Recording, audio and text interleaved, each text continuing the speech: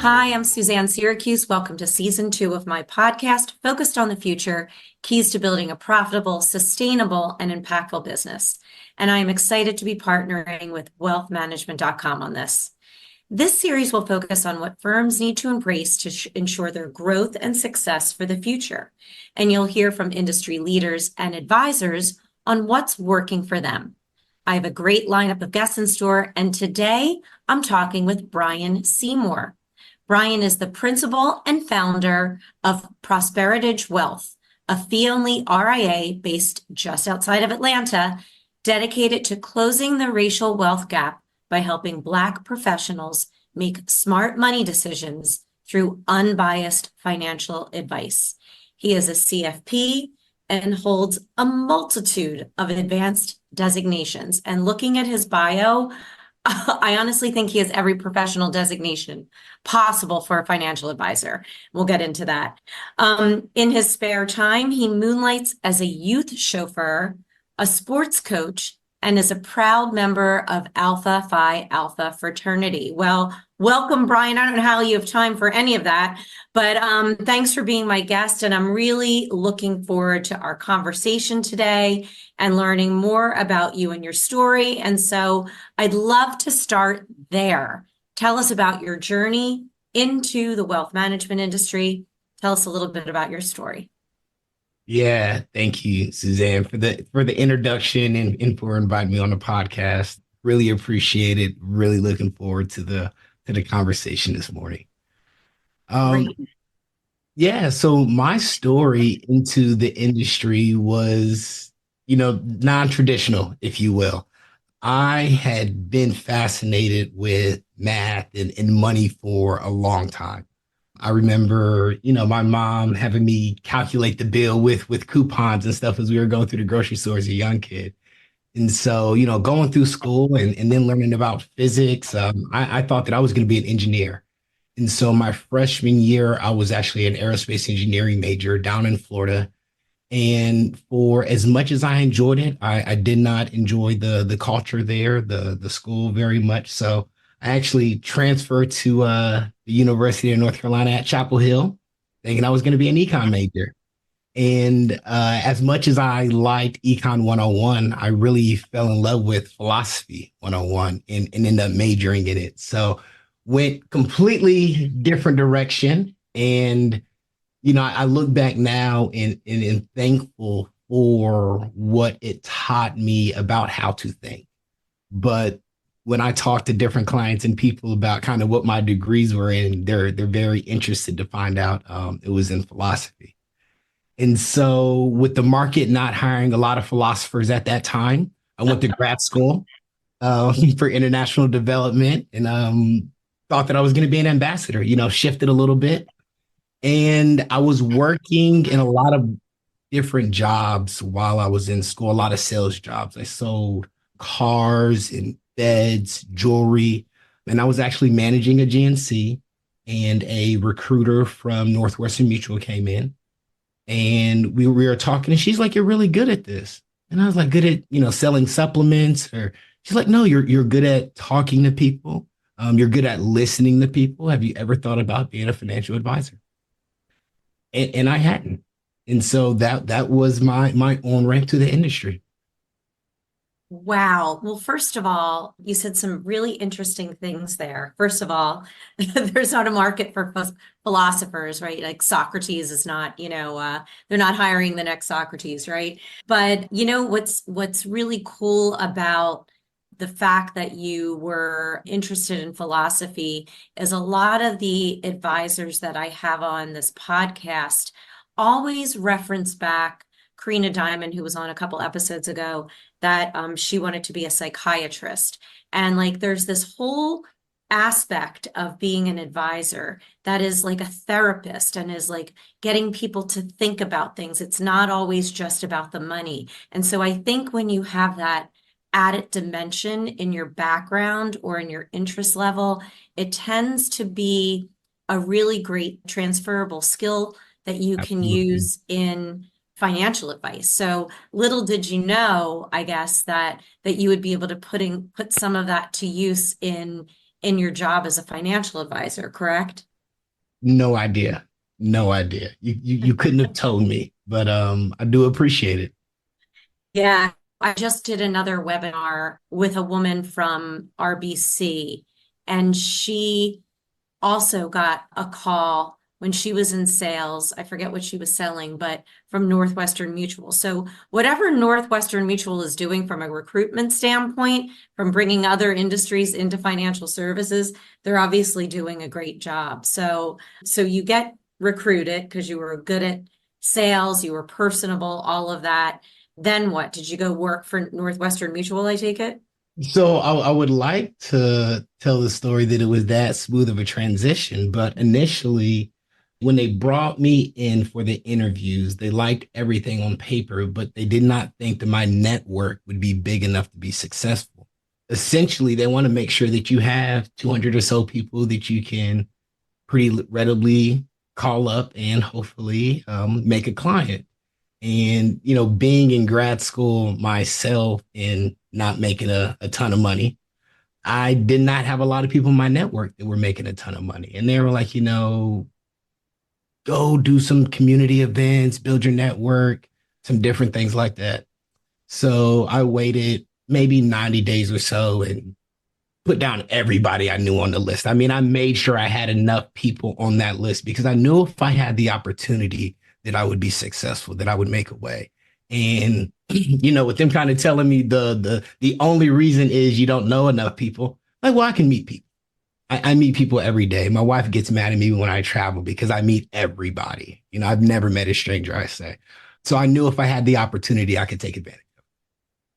But I did end up, to answer your question, long story, I did end up working for Northwestern Mutual, and their training is just exceptional.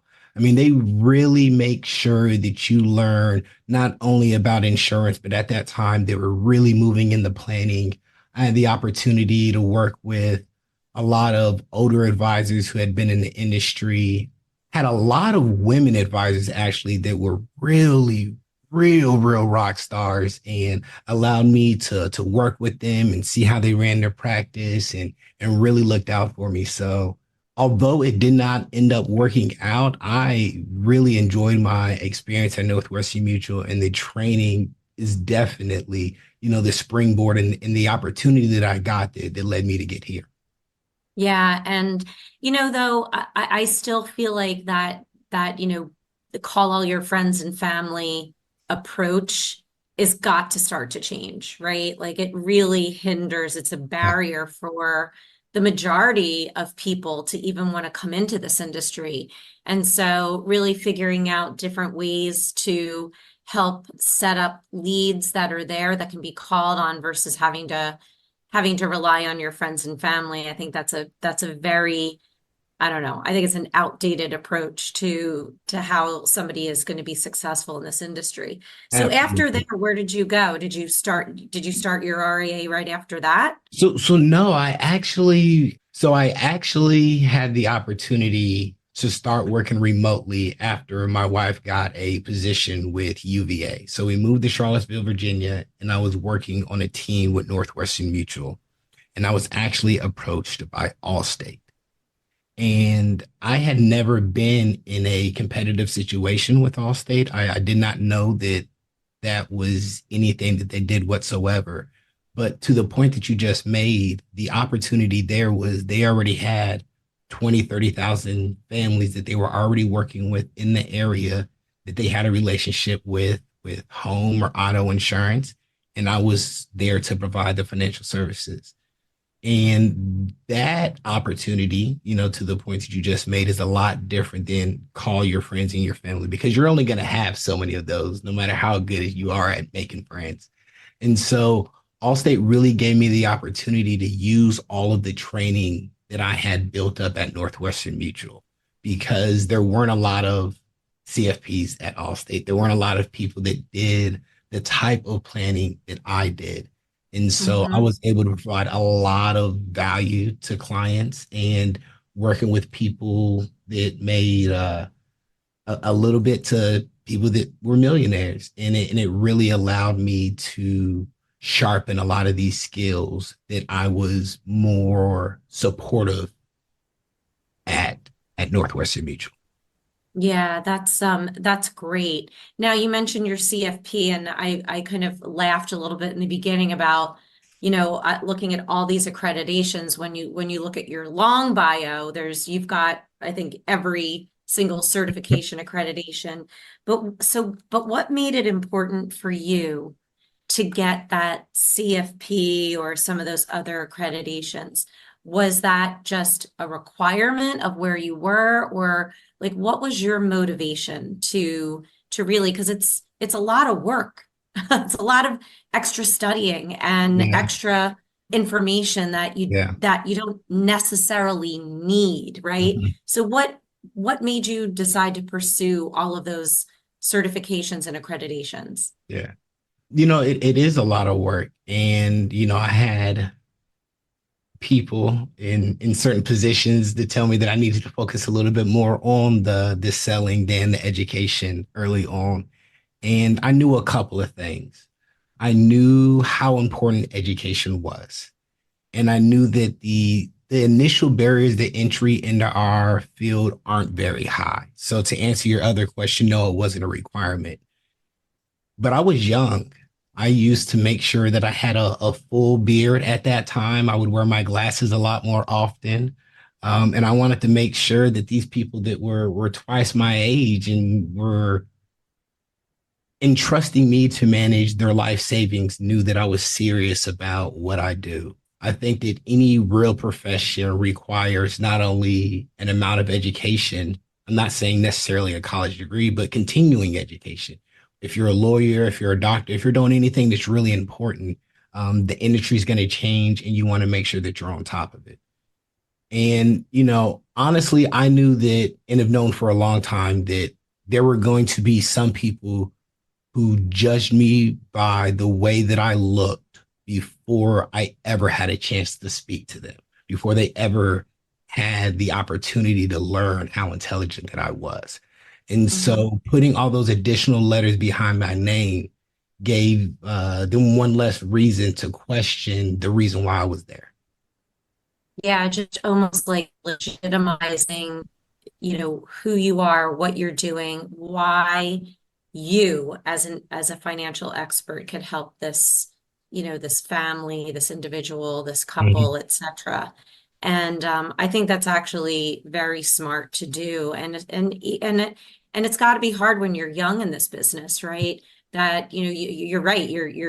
People are entrusting their life savings to you. And so the responsibility that it sounds like you felt to make sure that you were as knowledgeable as you could possibly be. Maybe you didn't have all the experience in years, but you could at least, really do a crash course in knowledge and education. I think that's really admirable and probably led you to why you're successful now.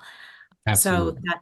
that's really interesting, and that's a great lesson out there for some of the other advisors that are looking to really take their business to the next level. And speaking of, I want to switch into, kind of how you and I, or how you are now a guest on this podcast, right? So most of my guests so far, I've known for years, right? I've been in the business a long time. I've met a lot of people over the years. There's people that just I remember and I want to bring on, and they have a cool story or they have something interesting to share. But you and I had never met. And I was scrolling on LinkedIn as we do, right? And I noticed your video posts and your profile description. And I was really intrigued, as I thought it was a really unique approach. And I thought, I want to know him. I want to learn more about his story. And here we are. And so how did you come up with? I know a lot of advisors struggle with this, with social media and being authentic and unique, but how did you come up with your social media strategy? It obviously worked on me. And has it proven effective? And how has it helped you so far in your overall marketing efforts with clients? Yeah, yeah. So first off, thank you. I really do appreciate you inviting me on and really appreciate the work that you do, shining spotlight on, voices that always don't get represented. And so Thank you. Thank you for I everything that you're doing appreciate that. for the I industry. appreciate that. Thank you.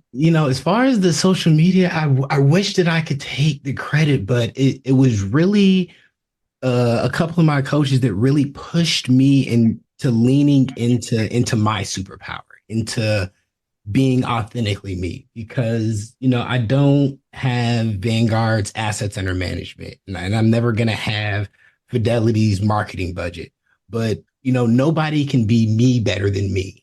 And so I remember that, me and Arlene, we were in a meeting, and I don't know exactly what I was saying, but I clearly wasn't being myself. And she was just like, Brian, who do you want to work with?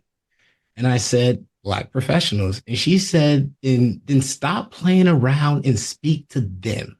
You just said that they need help. And if you don't do it, then who will? And it was pretty immediately after that I revamped the website and revamped the LinkedIn and the social media, because what I found is that I was speaking like other advisors do. My LinkedIn is full of lots of advisors, so I was dressing like they do and knowing the charts that they did and the same boring stuff that I would make fun of other people for doing. And I hope this isn't too dated of a reference, but have you seen Cool Runnings? I haven't. Should I have? The I'm sorry. it's the What movie is about it a the movie? it's a movie about the Jamaican Bobsled team. It's like based Oh, on a true yes, I didn't story. know that was the name of it. Of course, I saw that years ago, Yeah, but see, I told you I didn't I'm remember the dating name of myself. it. So I Okay. don't know if you remember, but there's that scene where, like, well, not even that scene. Doris, the whole time, like, he sees the Swiss, and the Swiss are Yep. like the best bobsledders, and he's like, oh man, I want to be like the Swiss. He's talking like the Swiss. He's wearing the Swiss colors. He's counting in Swiss when the Jamaicans are racing, and Sanka has to pull him aside, and he's like, Doris, you're not Swiss. And Doris is like, I'm just trying to get us off on the right foot. I'm trying to be the best that I could be. And the only thing that he had seen, what was great to him, he wanted to emulate that the best that he could. And Sanka's like, the right foot for us is not the Swiss foot. Mm-hmm. And I was trying to be Swiss. And what I had to realize is that the things that I could speak to, the way that I could speak to them was different than anybody else could. Like you said, I used to try to show off my designations. It was CFP and ChFC and RICP and WMCP, and then I used to use my SAT words to try to show off.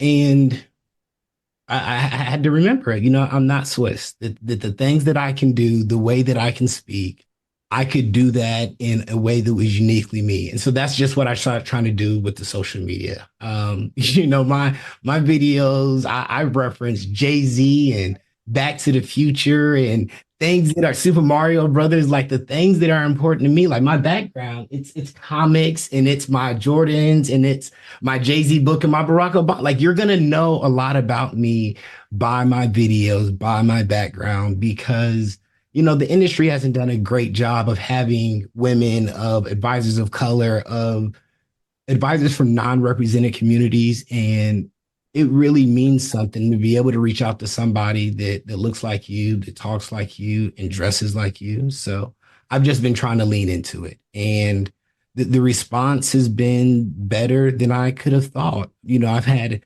clients reach out on not only through like Facebook or LinkedIn, but Instagram and TikTok and places that I didn't I was scared, honestly, that the message would resonate. So it's still early. It is amazing other advisors that have reached out and said, hey, who's doing your videos? I'm thinking about hiring them. And it's like, I am shooting these on my iPhone with the CapCut app and just trying to be myself. Anytime that I start sounding, anytime I'm having a conversation that I wouldn't have at a cookout or with one of my friends on a golf course, I'm like, okay, stop. Don't use that word. No one cares about a fiduciary. What does that actually mean? Nobody cares about modern portfolio theory. Or why does it matter to me? And so that's where I root it. That's what I try to keep the main thing, the main thing. Gosh, that is so great. And it's, of the marketing experts in this industry and others and myself, I found is the importance of authenticity and really like embracing that and really being okay and vulnerable to show that, right? To show that Because it's side. scary. You know what I mean? And so part of it is, I think that why people don't do it is because they're scared. What if people don't like the real me or the real authentic me? And I think you have to trust that. Do you have some friends and do you have a partner? And do you at least have one friend that likes you, right? Like some people it's going to resonate with the people that you want it to resonate with. And I love just the whole analogy with the Jamaican bobsled team and I'm not Swiss. It's just such a great lesson about embracing what's you and, kind of the business will come. And I mean, that's how I started looking at your video, is I think you referenced something that was more mainstream. And I do think like Was it the that, Taylor that Swift and Lil Wayne? Taylor Swift and Lil Wayne? exactly, Okay. exactly. And I was like, okay, I haven't seen this on a LinkedIn feed. And I think it's just like, stop making financial advice seem more complicated than it has to be. And talk to people in I love music. So that's probably why it resonated with me. I'm like, okay, how is he? I want to see how he is going to take Taylor Swift and what have you, like into the terms of financial planning. Yeah. How is he telling that story? So again, I think that's just a great, great lesson. And you mentioned also that you use a coach, which I'm a big believer of. And I think, coaches are such a great investment in advancing where you are in your career Yeah. journey, making you a better business person, making you a better marketer, making you a Yes. better partner. So what advice do you have around, selecting a coach and how to best use them to really take yourself to the next level? So I think the first step is, you said that you're a fan. Clearly, I'm a fan, but I don't know that everyone is. In fact, I know that everyone is. Most people wait until things are bad before they go see a doctor or a therapist or an advisor. And so, there's the old African proverb that if you want to go fast, you go alone, but if you want to go far, you go together. And anybody who's great has people that are helping them be great. No one is doing this alone. Michael Jordan and Kobe Bryant had Tim Grover. Tiger Woods and Phil Mickelson, they had Butch Harmon. Like, nobody is being great without a coach. And so my coaches are really great, and I utilize them in slightly different ways. You have Arlene, more than one? You have more than one? yeah, yeah. So I have three. Arlene, Wow. yeah. So they talk about how much money LeBron spends on his body to be able to play at the level that he is 20 years in. It's like, I'm a big fan, and it probably goes back to the education. I'm a big fan in personal development, whether it's education or having a team around you. I know that I cannot do this alone. And I know that if I ask my wife to do all of these things, I won't have a wife for much longer. So yeah, I have three coaches. Arlene and Maddie, Arlene Moss and Maddie Roach, they work through XYPN, Oh, and they work with great. financial advisors specifically. So like, they know the ins and outs of the industry, which makes it makes them like the world's best GPS, right? They let me know about the traffic and the potholes before I ever get there. They've seen all types of people take different routes to get to destinations. So they can tell me some of these things that I don't know that I don't know, and really push me to doing the things that I should be doing that I'm scared to do, and then caution me about things that I want to do that maybe I shouldn't, like discounting my services. So Hmm. they are amazing. And then, Kristen Newsom, she works with all types of individuals. And, as a Black woman who's also a small business owner, she's able to speak to some things and really articulate some of the struggles that I have in the head trash that I haven't really been able to deal with myself. But all three of them have this kind of aspect, this kind of motherly. Like, they're amazing listeners, and they'll encourage me, but they're also not going to let me pull a fast one. They're going to call me on my stuff. And that combination is really how I utilize them. But, kind of going back to the doctor or lawyer analogy, if you're a therapist, like if you're not open with them, if you're not honest with them, it doesn't really work. When they give you advice and you don't take it, it doesn't really work. And so I remember, me and Kristen were talking one time and I was being a little stubborn. And she was like, well, test your assumption. She was like, you seem pretty stuck on this. So let's test the assumption and see what happens. And she was right. But I needed her to push me for that, or I would have been stuck in that same place. And so that's where how you want to utilize your coach, right? To push you to be honest and truthful with and to take their advice, not to be a yes man or someone to just cheer you on. Yeah, first, that's great. That's great advice. And you found these coaches through, I guess you're a member of XYPN?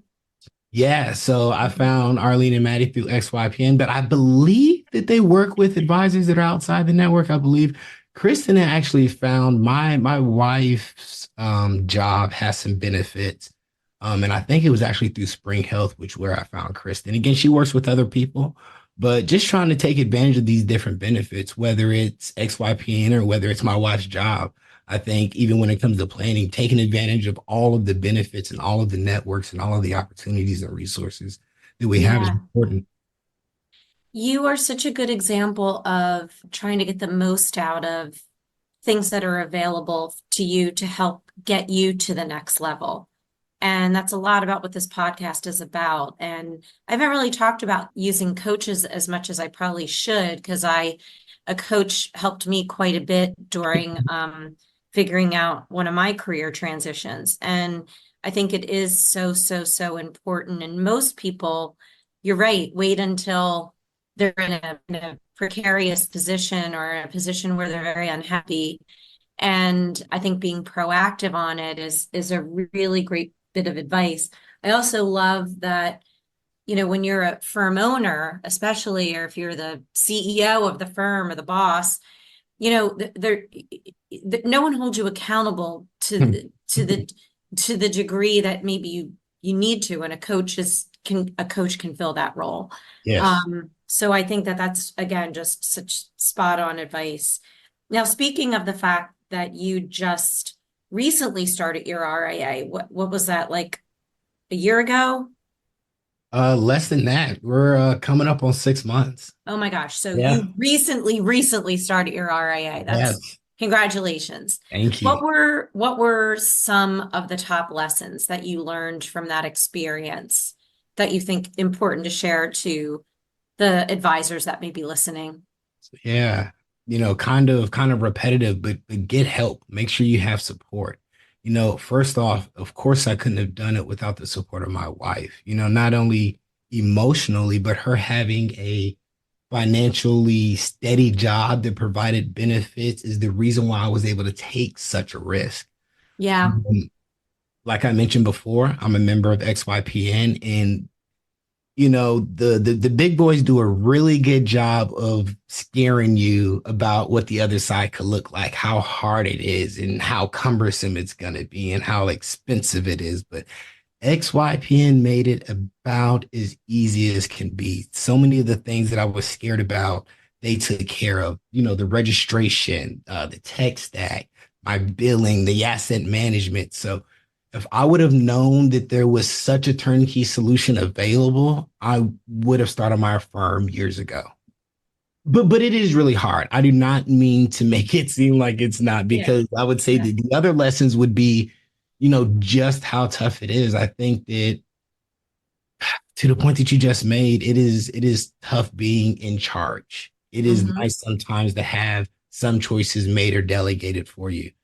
I hate when my wife tells me to go to the store and get cheese, because I get to the aisle and there's 30 choices of life. It's analysis by paralysis. I know our clients feel that same way. And so that's the reason why I try to be so intentional with my advice. And I think that having some framework like XYPN and really leaning on your network. I've been able to reach out to so many advisors, a couple that you've had on the podcast, and everyone has been so gracious with their time. Like you see these really successful advisors or these people that have practices, and you send them a message on LinkedIn, and you're like, they're never going to respond. And it's like, yeah, let's jump on a call and let me tell you all of my secrets and tell you all of the pitfalls. So I really, really, really just try to lean into the community, but I'm not done. I am going to get some help. I think that that's really, really important. I think that if I'm gonna, I need to find someone to compliment me because I really enjoy financial planning. I don't enjoy as much being a business owner. Mm-hmm. So I need to find someone whose superpowers complement mine. I gotta go find an Aquaman that can do the underwater stuff so I can keep running my race on lane. Yeah, I think that you hit on something so important, and honestly, it takes, I've seen it take people 20, 30 years to get to the point that you just got to in 6 months. Is like, let's like be honest about what you really want to be doing. And just because, you think, oh, well, I want to be the CEO of my firm and I want to run the show. And well, if you really like working with clients and that whole side of the business, and you're not going to be able to grow your business and do that at the same time, meaning with Right. running the business. And I think if you can find like a super operations person or that, what is it called? The CEO, but not the full-time CEO, but like, a outsourced CEO or an outsourced Mhm. CFO, you're seeing more and more of those roles come up. Absolutely. I think that that's a great bit of advice. And I love that you've like really referenced the XYPN Association because it sounds like that they are very helpful to a lot of RIAs and others that are looking to start firms. And I also love that there are colleagues and peers that just want to help other business owners be successful. That's a really that's a really lovely thing about our profession is that people like to share what works, what doesn't, and they really are not secretive about that stuff. I think that's just one of those best kept areas within our profession. It So, blows my mind every time. It blows my mind every time. and you just reached out to them on LinkedIn. Randomly, randomly. Love it. I'll hear him on a Michael Kitz's podcast, like a big podcast, and reach out to quit. I know we're on a long Tony Hickson. I reached out to him after I heard him on a podcast, CEO of a very large firm. And not only did he get on the call with me, but he got on the call with one, I think his COO or another advisor. They just taught me through all different types of stuff. It was amazing. It was so much value that he gave me for free. And I know he's busy. And at the very end, he was like, Brian, we've given you a lot of time. Do you mind if we take a couple minutes? And I was like, oh, he's going to try to sell me something. I knew that there was a catch. There's always a catch. And he was like, do you mind if we pray with you for a second? When I tell you that him, when I tell Wow. you that I am constantly amazed by this industry and what advisors are willing to do for people that they know from anyone, I know how fortunate I am to count myself among them. So yeah, That's everyone has been that's amazing. Everyone has been that's amazing. that's fantastic. That's heartwarming, that's great to hear. So this has been, as I kind of figured I'd be super interested in learning about you and your story, and I hope our listeners were too. But we are at that time in the podcast. We're at the last line, and I always ask the same one with the title and the theme of the podcast, focused on the future, keys to building a profitable, sustainable, and impactful business in mind. What is your last line? What key takeaway do you want to leave our audience with? Yeah. Again, we talked about how big of a fan I am of the future and time travel. But I mean, the future is really what we make it. It is what you make it. It is what I make it. And we have to make sure that the choices that we are making today are helping shape the future that we want to be. We don't want to climb up this ladder and get to the top only to reach out, only to realize that it's leaning up against the wrong wall. Be Wow. really, really intentional. Be really, really intentional. That's a very powerful statement. I've never heard that before. I forgot who I stole it from. All my best quotes are stolen from people. I heard it and I was like, oh, I gotta text my wife this. Yeah, it doesn't matter. That was like great. And hopefully, I mean, I know that like really resonated with me. I hope it resonated with others, and let that intentionality is a really important piece of not just success, but more importantly, happiness. So thank you so much for being my guest today, for sharing your Thank you. experiences on everything from social media, what to look for in starting your own firm, and your very powerful last line. So really, really great advice. I'm Suzanne Syracuse. Thanks for listening, and I hope this episode leaves you feeling even more excited to be focused on the future.